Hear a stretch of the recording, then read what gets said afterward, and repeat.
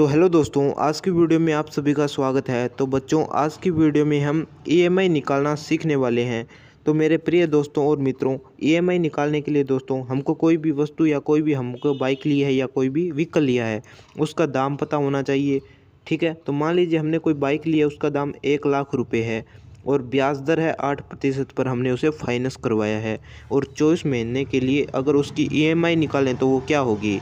तो मान लीजिए बच्चों, अगर कोई भी हम व्हीकल या कोई भी वस्तु है उसको फाइनेंस पर लेते हैं तो उसके लिए हमको 20% डाउन पेमेंट करनी पड़ती है। ठीक है, अगर हम शोरूम से लेते हैं उसे, तो यहाँ पर हमें 1 लाख रुपए पर 20% से घटाना है।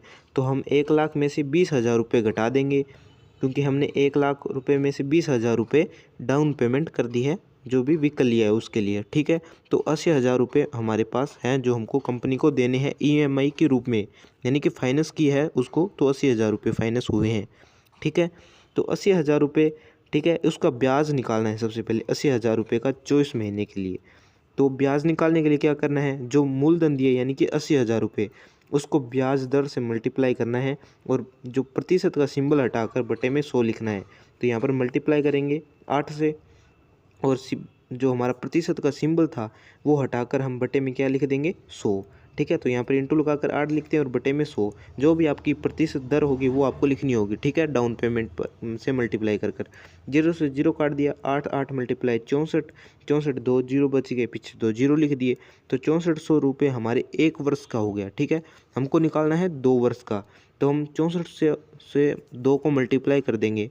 ठीक है, तो हमारे 2 वर्ष का ब्याज आ जाएगा, क्योंकि जो हमारा ब्याज इस प्रकार सिंपल ट्रिक में निकालते हैं ना, उसमें वर्ष का ही निकलता है। अगर इसमें मल्टीप्लाई 2 करें, मल्टीप्लाई 3 करें, समय कर देना, तो ये उस वर्ष पर चला जाएगा। ठीक है, तो यहाँ पर 64 मल्टीप्लाई 2 12,800 रुपये ब्याज हो गया 2 वर्ष का। ठीक है, अब देखिए 12,800 रुपये ब्याज देना है और 80,000 रुपये और देना है, और उसमें अगर हम जितने भी महीने का ब्याज देंगे तो उससे हमारे को निकल जाएगा। ठीक है, जो हमारा ईएमआई होगा, तो 80,000 प्लस 12,800 करेंगे तो ये हो जाएगा हमारा 92,800 रुपये। ये हमको ब्याज समेत जो कंपनी को देने हैं। ठीक है, अब इसी को अगर हम 24 मंथ के लिए कर दें, ठीक है, 24 मंथ के लिए, या तो अब इसको ईएमआई के रूप में देंगे, तो ईएमआई किस प्रकार निकाली जाती है कि इसमें हमको 24 का भाग दे देंगे। तो अगर 92,800 में 24 का भाग दे देंगे तो प्रति माह हमको 3,866.66 रुपये, यानी कि 3,866.66 रुपये ईएमआई के रूप में प्रति महीने 24 महीने के लिए कंपनी को देने होंगे, जिससे हमारा ब्याज होगा वो हमारा निकल जाएगा और जो डाउन पेमेंट थी वो भी हट जाएगी। ठीक है, तो 80,000 रुपये का ब्याज हो गया। सबसे पहले आपको बाइक दर, जो ब्याज की दर है वो, और बाइक का जो रेवेन्यू होता है वो पता होना चाहिए।